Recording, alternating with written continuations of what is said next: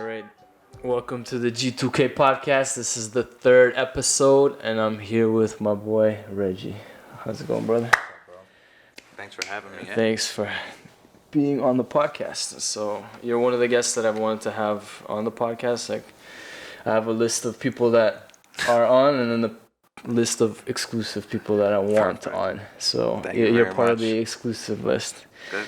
And then everybody's going to get to know you, and they'll have an understanding as to why you're on the exclusive list, because you have a lot of shit going on. Yeah, no, for sure. So, how did we meet? So, out of all the places, I met you at the gym, actually. Yeah. So, it's actually weird, because like when you're at the gym, you don't expect to meet people of your nature, like up-and-coming, successful, ambitious, driven people, but... out of all the places, like after a good workout or whatever, you go to the sauna and you're just sitting there amongst sweaty men, and sometimes spark up conversations to break up the awkward silence. No homo, but yeah. So that's actually how I met you, and then you literally asked me like, "Yo, what do you do? Like, what do you have going on?" Like, and then you mentioned that you had your own production studio. You mentioned that you were starting you had an art show planned and everything. Yeah. And then I was like, yo, this guy has this stuff going on. Yeah, so, man. Tell me a little bit about yourself. Let's get to know you. Well, I'm originally from Chicago. Moved to Nova Scotia when I was 5. Nice. Grew up there, went to university there, high school, did all that stuff. So you did all that stuff in Nova Scotia? Yeah. How old were you when you were in Chicago? Like, when did you leave? I was 5. Like 5 years old? Yeah. Nice. Yeah. But And then what was the reason behind moving from Chicago to Nova Scotia? Well, my mom's from Nova Scotia, right? Gotcha. So, but when you're 5, you don't really have a choice, right? Right. But I just think really now that I look back on it, it was a good move, definitely, just because like a lot of different things go on there, right? So Yeah. instead of being a statistic or part of the system or something along those lines, my parents just thought it'd be better for us to just move back. Yeah. So what's life like in Nova Scotia? I know nothing about Nova Scotia. Nova Scotia is real quiet. Yeah. Like it's quiet, but it's also a lot of talented people there. It's not like Toronto where the streets are busy until 3 a.m. It's like at 8 p.m. the streets are bare. Right. Just everyone knows each other. The downtown scenery. So it's like a smaller community. Oh, it's like everybody knows 5 everyone. bars. Yeah. Yeah. I feel like that's actually nice. Like those vibes. Yeah. Like people like that have been born and raised in the city life, they don't understand what that life is like. And like for me and my buddies or whatever, whenever we go on vacations or outside of the city, you get a taste of that, where it's like more of a community vibe, and it's more, I guess that approach to life is more grounded, if anything. Because over here, everybody's so, like, they have their blinders on. Like, you can't even have a proper conversation with anyone. It's so go-go, and it's like a rat race from like start of the day to the end of the day, like Monday to Sunday, like nonstop. You don't catch a break if you're in the city. No, that's 100%. Yeah. And it's also like, especially with me though, I always knew like Halifax is great, but I always knew like, no disrespect, but just I was bigger than Halifax. Like that's why I had that. So what made you choose to come to Toronto so you came from Nova Scotia to Toronto, or did you go? So I actually got into like a scaffolding course, a weird transition, but I got into construction. Okay. And I did that for quite some time, and then I got into health and safety. Mm-hmm. So that's what actually made me come to Toronto. So how is that transition, like going from what you were doing before to coming here and then starting what you have right now? Do you want to explain what you have going on in Toronto right now? Because 100%. You have some pretty big things going on. Yeah, we got a art gallery, we got a music studio, a creative event space. And yeah, we're just really trying to just take Art West. It's Art West, as you guys can see. Yeah. Me and my boy Jamo made these coats. Shout out to him. Nice. And so this studio is called Art West Studios, and it's located on Queen Street. Queen right? Street, yeah, Queen definitely. West. If you want the address, you gotta hit us up. But yeah, Still. So you guys have a production studio in there for music producers? Yeah, we really want, like, we do work with artists as well, but Right. we definitely want to make it very production driven, very art driven, and just working with like-minded professionals. Really, doesn't matter how old you are. Mm-hmm.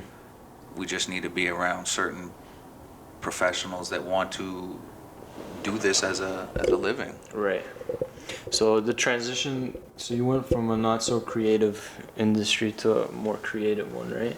Yeah. So what made you make that jump? Well, I've always like done music and stuff. I used to rap back in the day in high school and stuff. We used to have a little group, and then honestly, I was just tired of rapping on like Biggie and Tupac beats. Right. So I just got into producing. Right. And then I did that with two other guys. We had a production group called the Goonies.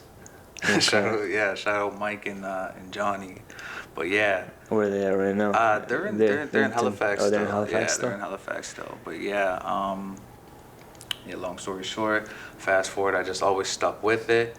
And then I met Jamie, and John. We have a production company now called 4thQuent. Okay. And we have 2 albums, one with Nino Man and one with T Brew, and you can check them out on Spotify, Okay, I'll iTunes, post all the that links stuff. to all that stuff on the video if people Yeah, want to check that perfect.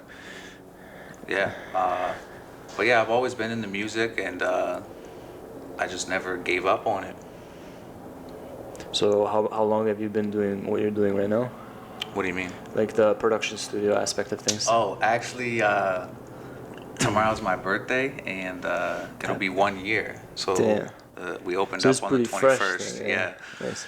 Well, you know what they say, like, if a business can get through that first year, usually, what is it, 90% of businesses or something like that? Fail. Yeah, in the first year, right? But we're here, right? We're still moving forward, right? Mm-hmm. So what are some goals and aspirations you have moving forward? Like, what are the plans for Art West Studios? I'd say the plans are to really just make it a facility that just caters to, like I keep saying, like-minded individuals, like-minded professionals within the art community and within the music community. We have a couple different things that we offer that other studios don't offer. Like a residency program we really want to take in, and wouldn't say nurture is the right word, but I definitely need to start being hands-on with the artists and helping them get to that next level, because if this is actually what they want to do, I want to make sure that my facility is able to provide that, or our facility, sorry. Yeah, that's one thing too. When I met you, because I recently, I guess, moved and then integrated to the downtown life because I moved downtown, and then when I met you, I was kind of looking for those type of communities. So in a way, it's funny how things work, and you meet specific types of people. And then when I saw the studio space and everything like that, I was like, oh, this is actually pretty dope. Yeah. And like you mentioned, it's like when you have that type of environment where you surround yourself with like-minded individuals, you're inspired and motivated to create, and like you feed off of each other's energy and passions and drives.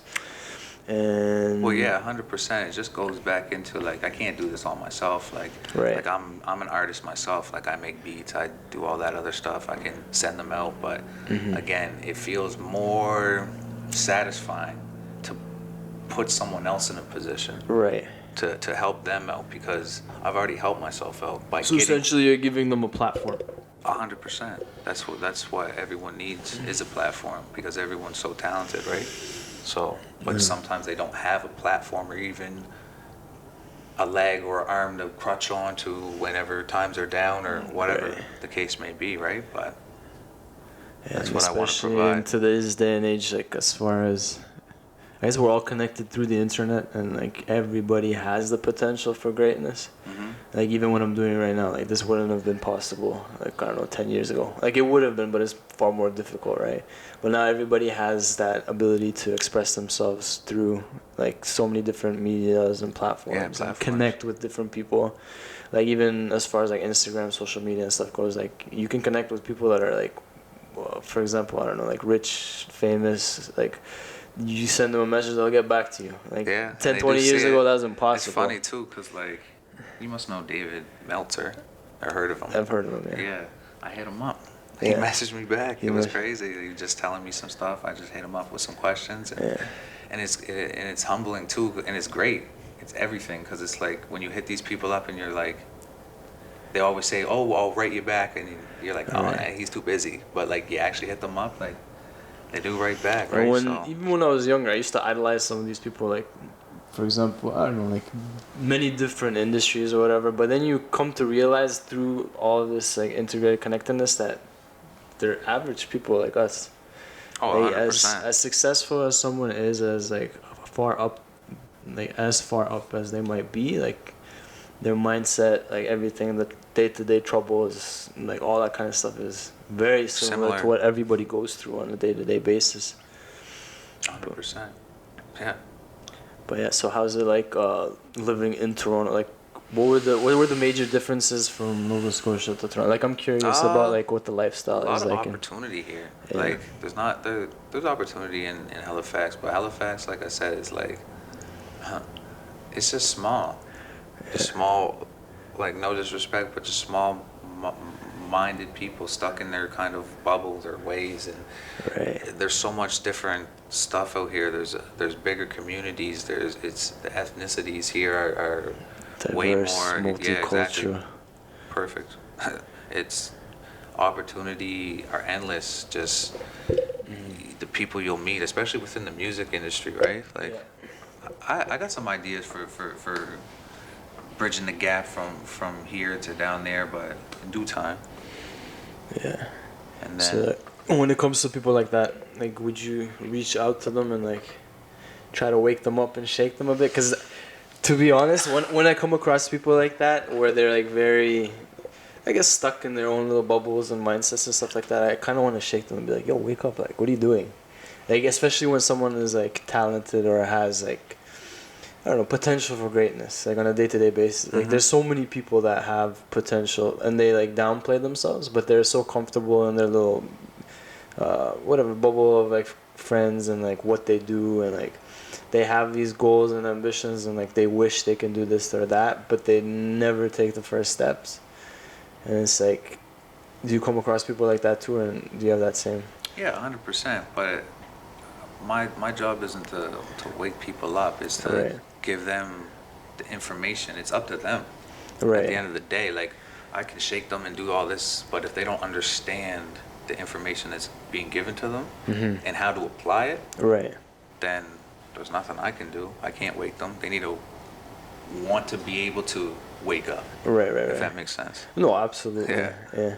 No, but that's the thing. Is like, even I come across like so many people that like, I want to, I don't know, get fit. I want to launch this project. I want to do this, but it's all like they're mentally thinking about these things, but they're never ones to execute, right? And then and when you break it down to fear, right? Fear of failure. So it's actually crazy, like trying to wake them up in that sense, where it's like, listen, like anything that you want to do in life, living in the city, you have infinite potential. You just have to make a list of what to do, who to talk to, make the right connections. It's like, and if you fail, so what? Like, you have to keep getting up and going at it day after day, and then eventually what you expect the outcome to be probably won't pan out as it's meant to, but you'll get somewhere, rather than being stuck in that initial state and fucking like waking up and feeling unfulfilled. 100%. And I've learned so much, even like from working out with you and just working out in general, that like you push yourself to failure. Yeah, well, it's like that's the only way you're gonna get to grow. Like, you know what I mean? And it's like life. Like, you push past that failure. Yes, you fail. Okay, great. But you know that you're getting stronger. You know that you're getting bigger, and the muscles are being, like you said, woken up. So. But that's the city life for you. Like, it's so easy to get drowned in all the, I don't know, there's so much input. That's another thing. Like, if you don't have a way to kind of quiet the mind and come to, I guess, a place where it's like you can dissect everything without so much input and external influence, because there's so much like on a day-to-day, like everybody that I meet, whatever, they have so much stuff going on. It's very distracting, and then when issues arise, Oh yeah. it's like you're already in such a tangled mess that you can't sit down for like 5 minutes and like in peace and quiet. Like nobody does that. Like in terms of meditation, for example, right? But I look at that like what I've been doing for the last little bit is instead of listening to so many external things, I'm gonna start listening to more internal things. Right. And that just means like, what does inside here say? Right. Like, if it says that I need to do this, then I'm going to follow that, because external things like you said are in everyone's life. It's always going to be present. It's always going to be distracting, but internally, like, you can't get away from that. Right. That's when you go to bed. That's when you wake up. That's when you're by yourself. That's when you're that stuff is on constant exactly. loop. You're not getting rid of that, right? Yeah. So you might as well just listen to that. So what are some ways that you conquer those type of, I guess, mindset, vibes, emotions that arise because you have a lot going on? So Yeah, no, 100%. And trust me, like, I'm learning too. Like, you know what I mean, I only started doing this stuff probably within like the last 2 years or so. Like even how I look at things is, I'm done doubting myself. I tell myself I'm going to do something, or if I have a thought of doing something, do it, right? It's not even so much that I just do it, but what it is to me is, perfect example. I said I wanted a studio. Right. And then a year later or X amount of months later, I had a studio. Right. So what that teaches me is that ideas from my head manifest into existence. Correct. Right. So that means that the things that I think about and keep consistent with my thoughts that are ultimately gonna come out. So what were the steps that you took to attain getting a studio? Studio? So first, Okay. for example, first the thought pops into your head. I wouldn't even right? say that. Really, what it started with, like I said, it started from construction. Right. It started from taking a 12-week course and going to school with my last $1,000 and my parents helping me out, my grandparents helping me out, and just started from that. And then I got a job out west, started working out there, scaffolding, like, yeah, I mean, like, that's back-breaking work, right? But fuck it. Sorry, can we swear? Yeah, of course you can swear. All right, cool. I'm just making sure, right? I didn't know if kids. Casual vibes. Yeah, exactly. But no, it's started doing scaffolding, and then did that for quite some time. And then, like I said, my mom always taught me there's two ways to make money. It's using your hands or your head. And I've always used my head. K Gray had always different things. Like, I used to run a couple events back in Halifax. I ran a basketball league. Yeah, I ran a basketball league for 4 years, like 10 teams, all-star games, like. In Halifax? Yeah. Nice. Yeah, so did that all. So you always have the mindset of management and organization and getting people together, even from that day. 100%, yeah. So, and then that I just wanted to transition from using my hands, because I've always used my head, but I needed to learn those skills. Right. You know what I mean?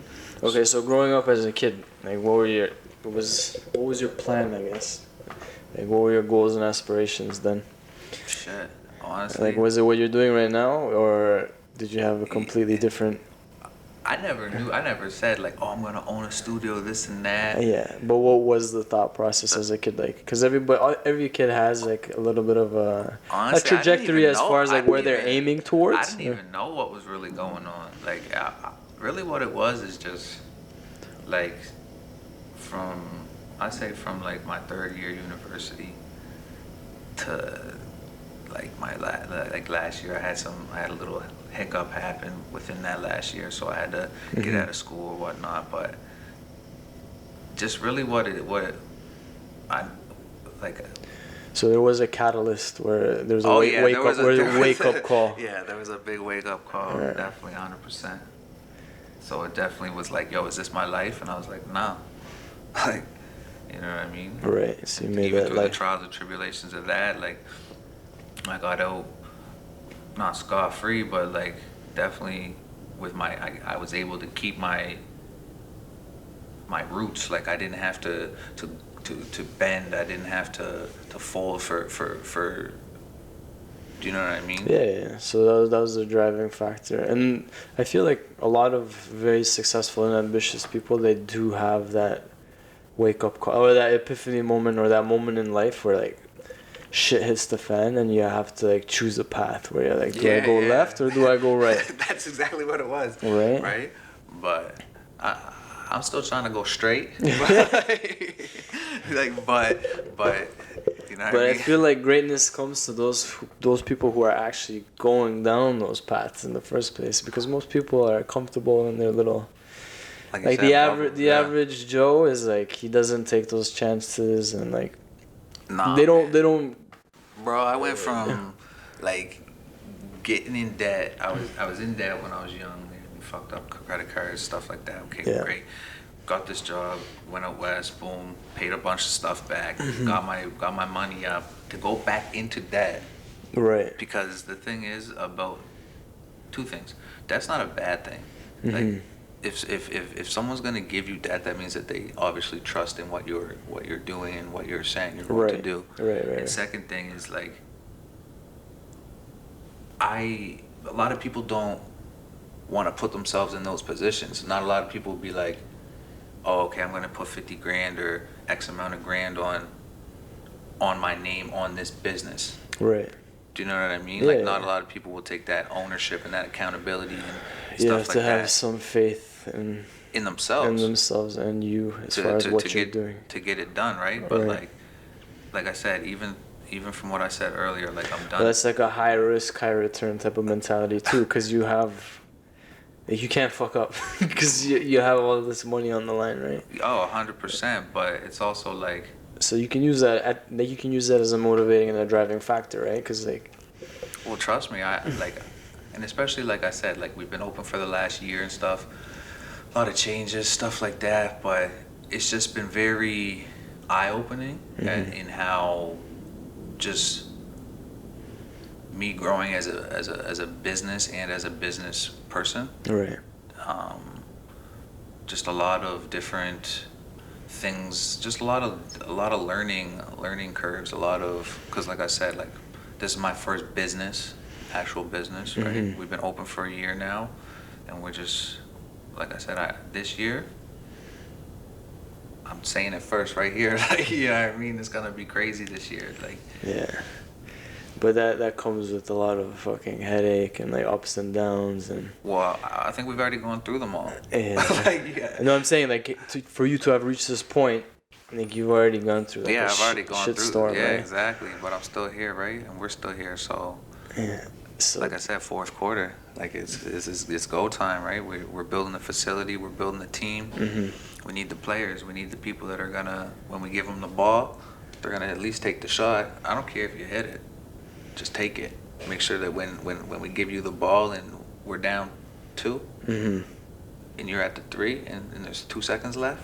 You have to make that. Not even so much. Like I said, you don't even have to take just the chance. It. Yeah, man. Know that you're gonna. I'm at least try. Right. I'm at least try to hit the shit. Like, nah, I can't do that. Like. Yeah, but no, it's good, man. So for someone who has, I guess, the same sort of incentive of like, I don't know, I want to start a business, I want to do this or that, like, what kind of advice or input would you give that type of person? Like, knowing all that you know right now? I would just, it just depends. Like, there's a lot of different factors that go into it. Do they have money? Do they have an investment? Like, what kind of business is it? Is it a business that you can create with $500, or do you need $500,000? Right. Is it online? Do you need a storefront? There's so many different things. But I would just say, really, just to write it down. Because once you write the idea down, then other ideas spark from that. And to, again, just do it. Do little things that'll help you move forward in what you're doing. As simple as, you have a business name. Okay, great. Go out and register that as a business. Go out and get a GST number or HST number, so your everything is ready. So when you do make the transition, everything's fluent. What about from create? Because you create beats and stuff too, right? You're a producer as well. So what's the creative process like, mindset wise? What do you mean? Like, do you still do that at the moment, or are you full on business mode right now? Oh man, I'm full on business mode. Okay, so Like I said, like right now, like I want to be the player, but right now I have to be the coach. right. If that makes sense. Like I gotta, like I said, we got a team, but I gotta put them in a position because I've already been in the position. I've gone down to these studios, been in the studios with these rappers and these artists and stuff like that. I want to put my people in those exact positions because they've never experienced that, and that's it really. Like I said, the more I can be of service to someone else, the more valuable I am. And it's funny too, cause like people are like you know how like when people use you, people say it's a bad thing, but like if people aren't using you, you're useless. I guess it's not more of using, it's like working together and like. But like I said, like shining a light, using the tools that you have as a person to expose them to the public, that's right? that's in a positive way. But you know how like in a negative way, like people want to leech on to things and do all that. But again, realistically speaking, from a biological standpoint, everybody's using everyone, right? No. If you boil it down to the core, like from a survivability standpoint, like I go to work, I'm working for someone. 100%. But it's like they're using my tools and assets, and it's like this. It trickles down, like, and then from the government standpoint, from a fucking country standpoint, like it's all systematically. And so essentially, we are in a way. Like I understand where you're coming from in that aspect. I'm just looking at it like I said, just a lot of, like I said, a lot of users, stuff like that. But obviously, there's a reason because we have something, right? Right. We're just putting all the pieces of the puzzle together and make that perfect painting. Nice. So are you considering staying in Toronto all throughout, or like, do you want to throughout what? Like, once this business flourishes, do you guys want to expand, or like what are the plans moving forward? And I also want to ask you about all the art integration to the music.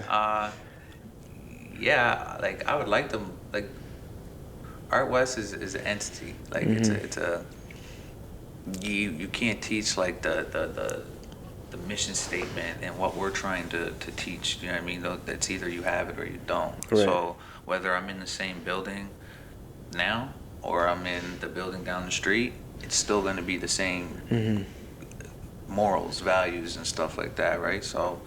Yeah, of course we would like to expand. We wanna definitely not so like, oh, we're gonna take over the world, not like that. Right. But we wanna definitely expand. We definitely wanna teach and guide and the right people.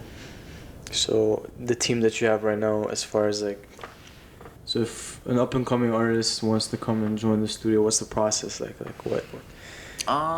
Well. Or if you guys see like a prospect or whatnot, like.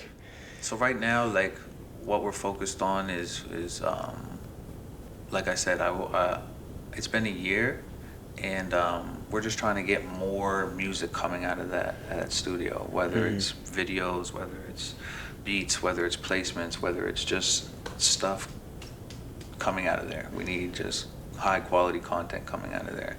So really what we're focused on right now is getting around 5 to 7 residencies, so we'll give them I don't want to say a discount, but we'll definitely give them a nice price for what we're giving them, which is the studio time, which means that they're able to use an allotted amount of hours, and they get to come in and use the studio as if it was theirs, and hopefully at the end of it they'll have a project or EP or some type of body of work that they can put out and that we can help them put out. Dope. So we're real focused on getting that right now, and then once that is filled up, we definitely want to we'll probably keep it just walk-ins, like, I mean, pay your hourly rates or whatnot, but we really, with those X amount of artists or whatever we pick, we definitely want to have a effect on their careers in a music aspect. So from a success standpoint, where is your aim? Like what's the end point for you? Where you're like, I made it. Like, because everybody, I guess, has that target. Say, honestly, I'd say we made it. Well, it's weird. Like, I feel like we've kind of already made it in the sense of like we have 2 albums with 2 different artists. We want to continue to. Some people don't even have songs. Right. Like they just make beats and keep their beats on their computer or whatnot. But now we actually went out and went through everything ourselves. Like I went to New York to meet these artists. I went to the studio with them. I pulled money out the ATM and said, "Here," not knowing you, and him blessing us after. Right. Like, and it's just you build a relationship with people. Like these are things you can't teach. Like, right. And experiences you can't teach. Like this is this crazy shit, right? But I'd say honestly, we made it when I got Jamie and John here, and we're just doing music for a living. Like I got my core production team here, and we're just all here just making music for a living, really. Like I kind of do it now, but yeah, when I can put other people in positions to do this for a living, then that's when I'll say I made it. No, I respect that. No, because I was gonna touch base more on that too. It's like more of the journey rather than the end point, right? Like growing from where you were before to where you are now, and like seeing all the pieces of the puzzle kind of fit together, and that process of everybody working together. That's like you said, that you've made it in that sense, right? Because a lot of people, well, myself included in the past, like you project yourself in the future. It's like when I attain this and this A, B, C, D, that's when I'm going to be happy and I'm going to be fulfilled in life. But then you realize as you attain specific things, I guess that endpoint shifts, and you're like, okay, I didn't expect to feel the way I feel when I reached this goal, but I don't feel that void filled, right? And then you start to realize it's not about reaching that end point. It's more about the process and going and learning and growing, making all these connections, meeting new people, leveling up in life, changing your perspective, shifting your outlook on it's funny. Like growing. And I don't know, I keep referring to like gym metaphors, but that's the best way to, like when you go to the gym, you're lifting weights, you're not going to be like, once I reach the 45 plate, I'm done. Or my goal is to do like, I don't know, a 500-pound deadlift. Once I reach that, like I'm happy. It's like, no, once you do that, you're going to be like, what's next, right? Yeah, 100%. So it's like constant growth. Yeah, like you never want to stay stagnant. What do they say? Stagnicity is like, it's not very good. Stagnancy is not very good. Yeah. Right. That's what they say. But nah, like, and I've been in those situations where being stagnant and just coming in and seeing the same stuff, the same things every day, like, yeah, you want to always, like, energy always wants to keep flowing. People that are very driven, ambitious, and goal-oriented like yourself, like, as soon as we reach a routine-based lifestyle where there is no growth and things are becoming very redundant, we get anxious. Yeah. I'm like that myself. Like if I don't have stuff going on in the back burner, like if I don't have multiple projects going on, I get anxious because I'm like, I'm wasting my time. But there has to be a balance as well, right? You can't not relax and take it easy once in a while. So do you have that problem or no? Because I sometimes experience that where I'm like so caught up in the rat race that it's like you reach the point of burning out, but you're so caught up in the momentum of doing so many things at once that you don't want to stop. But then you need to stop to rest. Frick, I need to get like that. Sometimes, like, I'm like everyone else. You know what I mean? I go through days where it's like some days are better than others. Like, some days I'll lay around all day. But I'll be conscious of like, frick, I should be up doing something like that. So do you guilt trip yourself? Yeah. Yeah. I guilt trip myself all the time because the thing is, I know that I should be doing better. I know that I should be doing more, right? But sometimes we always just get stuck in our thoughts. But like I said, I'm turning 33 tomorrow, and happy early birthday. Yeah, no, thank you, bro. And it's just, I'm not doing that anymore. I don't have time to sit back and waste and be like, especially when I know that I'm doing. Like some people that go through like the airplane mode where it's like they snap, like they don't snap out of it. Where it's like even when you watch TV, like you go through this like hypnotic state where it's like, fuck, I just watched TV for 5 hours. Drone and an autopilot it's like, zombie damn. state. Yeah.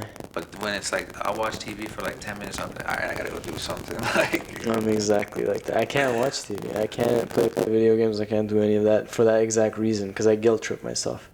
I'm like, I could be working on something that'll propel me in terms of growth and fulfillment. Because like when 100%. you watch like, I don't know, 3-4 episodes of a Netflix show, by the end of that, like, what have you accomplished? It's like you feel entertained, I guess. You have a little bit of, but at the end of the day, it's like if you have things going on, it's like there's always gonna be that guilt of I could have been working on this, and this, which is kind of shit if you think about it. Yeah, no, for sure. I find with myself, the one thing that I'm trying to work on is trying to just relax. Like, we'll have a more, I guess, laid back approach to working on stuff, right? Yeah, I'd say just even in general, just to. So what are ways that you combat that guilt, for example? Yeah, like the gym. I'd say going to the gym, just being productive with my time. So I know, as every artist, like, we usually have those days where it's like, I'm going to do this by the end of the day. And the day goes by, you don't do it. Yeah. And then you feel like shit by the end of the day. And then that carries over to the next day. Yeah. And then it carries over to the day after that sometimes if you don't get out of that rut. So what are ways that you combat that? Aside from the gym. Like, the gym will snap you out of it, but like there has to be, or like most people have their ways of, I guess, getting out of those mind loops, right? Like, those are things that, like, other than the gym, like, because I feel like the gym really just kind of like sets the tone, and it gets me out. It's like a reset for me, like, because I'm not like a gym freak taking all kinds of supplements and stuff like that. I use the gym as definitely like a motivator. I go to the gym and I think about, like, when I'm doing that set and I'm grinding through it, like, I think about my goals. I think about my studio. I think about my work and where I want to be. I think about, and I push through that pain, because I don't know. You know what I mean? You know what well, this sense. Is what, like, if you break it down, the reason behind. I think about money when I'm pushing through that pain. The reason behind that is, like, majority of the people that get stuck in those mind ruts, it's like, because we live such stagnant lives, like, we sit at home all day, we're sitting in the car all day, we're sitting at work all day. We're physical beings. We need to exert physical energy. If you don't exert that physical energy, where does it all go? It goes to your head. Yeah. And then the most simple things, you'll start overthinking it. And then it's like you go into that fight or flight state where it's like there's always a fucking lion in the bushes ready to attack. And then creativity doesn't stem from that state of mind. You can force it and then get into that flow, but that's why the gym is so important, because you get in tune with your body. It's almost like a meditation, right? Mm-hmm. You're focusing on just one thing at hand, like pushing that weight. You're focused on little motor movements. Your breathing is enhanced. Like, you get endorphins afterwards because your body is thanking you. It's like, thank you for pushing me, and like, yeah, exactly. And then you activate your body, and in doing so, the chemistry in your physiology in your body changes to a point where you're able to chill, and like your mind is not as hectic as it used to be, right? It gets untangled in a way.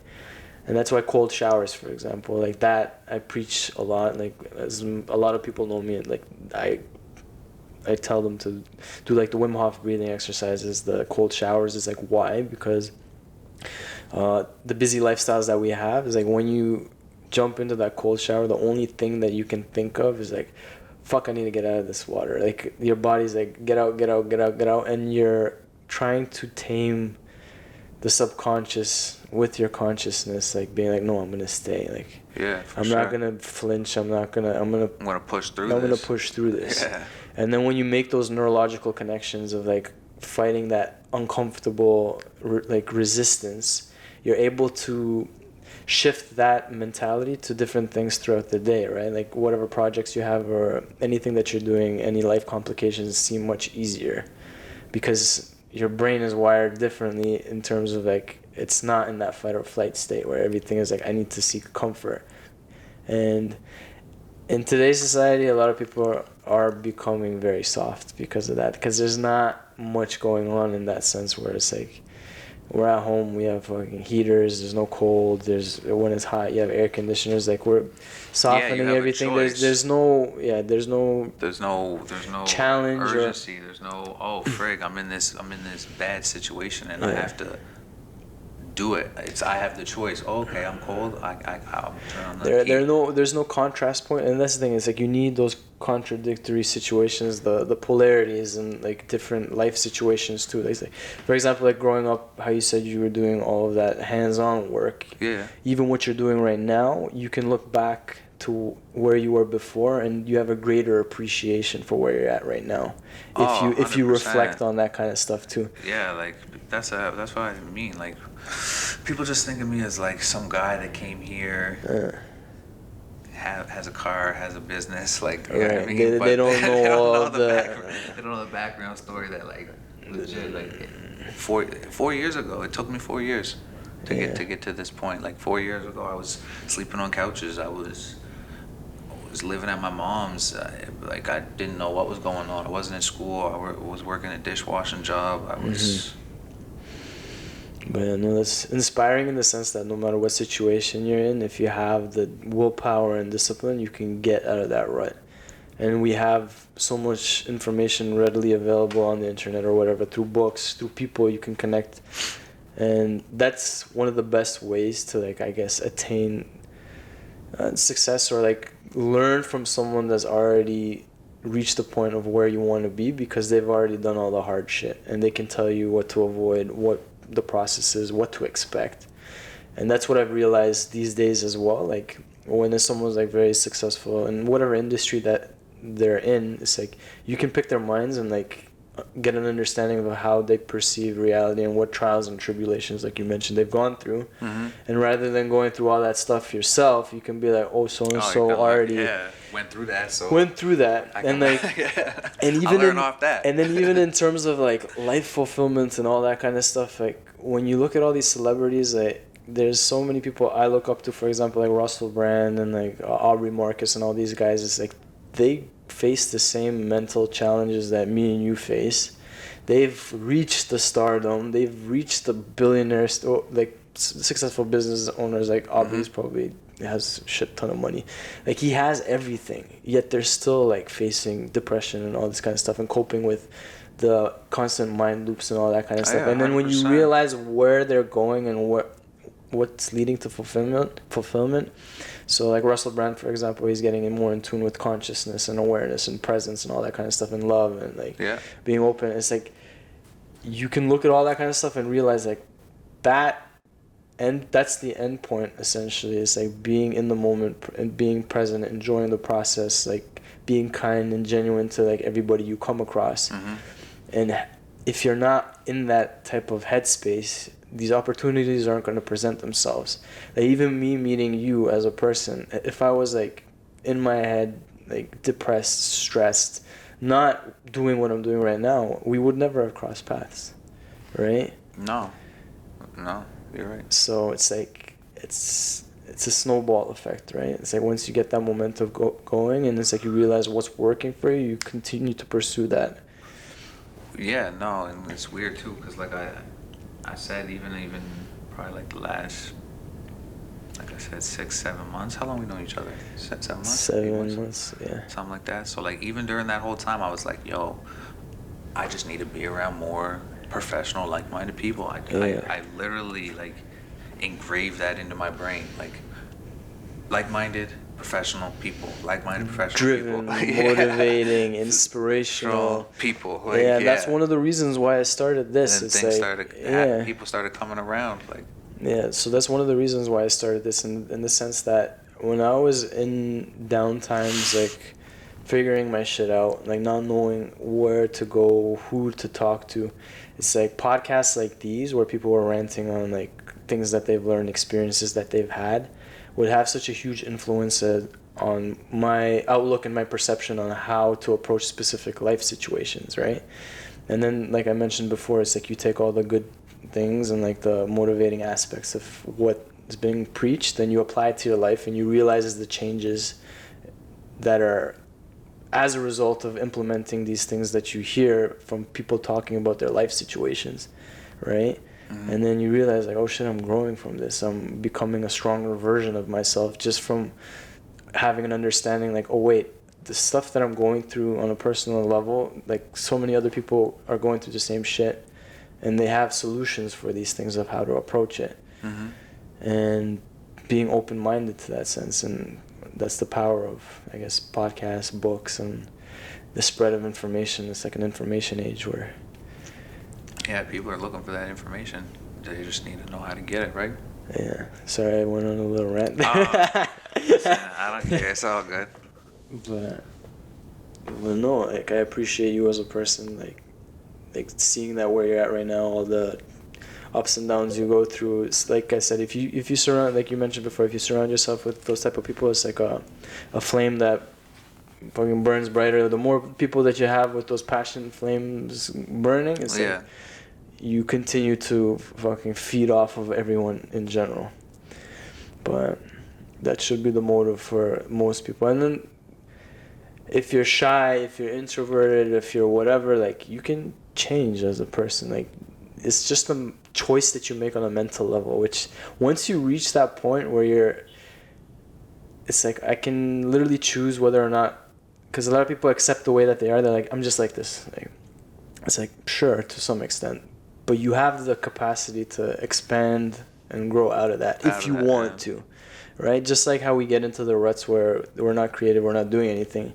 It literally boils down to a mental decision that you're making that I don't want to do this. And then when you catch yourself, it's like, why am I telling myself that I don't want to do this?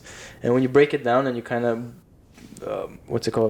dissect everything and, like, lay it all out on the table, like, all the cards face up, it's like you realize, it's like, okay, what am I going to attain if I go this path and not do shit? What are the possibilities and the outcomes of me doing this, this, and this? And it's like, that's always going to be better. But we always like to be comfortable, I guess. So, cold showers. Take cold showers. Cold showers, breathing exercises. Do you do any meditations? Probably not as much as I should. I definitely think about it enough. I'm gonna get you into doing more of that. Yeah, no, please do. Even myself included, I don't do it as much as I should, but when I do it, I kind of catch myself. I'm like, why the hell am I not doing this more often? Even with me, like, I want to be firing on, like, all three cylinders, like, what is it, mind, body, and soul? Right. So, like, I definitely say I have the mind, like, you know what I mean? Because like I said, like, it's self-explanatory, like, you know what I mean? But, and then, like, just recently, like I said, even just with the body stuff, I've been working on a lot more, treating my body better. And just the soul part, I'm still trying to understand how that all fits in, right? I think everybody's facing that existential crisis. Yeah. So, but nah, man, things have definitely... I just want to keep moving forward. That's it. Just move forward. All right, so let me ask you this. What gets you out of bed in the morning? What gets me out of bed? I'd say, honestly, probably, like... So when you wake up, what's the first thing that you... Like, what gets you driving? What gets you to get going? Because I feel like everybody has a different... The gym. The gym? Yeah. No, in terms of, like, life in general. Like, why are you doing everything that you're doing? What's the purpose behind it?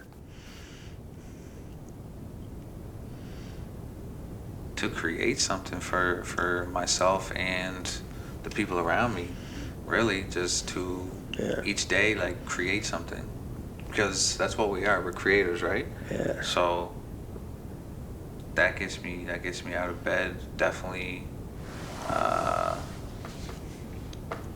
Just the morals and the values just that my parents instilled into me and that I saw through them, like, they weren't rich, but they got out of bed every day. Like, you know, I mean, they didn't raise a lazy person. They didn't, right? So I have to, just even for their name and even for my name, like, I can't. We're not lazy over here. We're not. Sometimes it happens, but, like, you know what I mean. For the most part, we're working hard over here, right? But yeah, so I guess. And just even like I don't know if that really answers your question, but just like I said, just trying to keep moving forward. Just keep every day getting better. Right. Well, I feel that. But I feel like we can talk about many different subjects, but I appreciate your time. Yeah. I'm pretty sure we're gonna have other podcasts where I have you on in the future. Yeah, this is definitely. just the beginning. So when we're actually like, I'd say give us another month or two, and then we'll come back and we'll see what's going on. Sounds good. Appreciate your time. Thank you so much.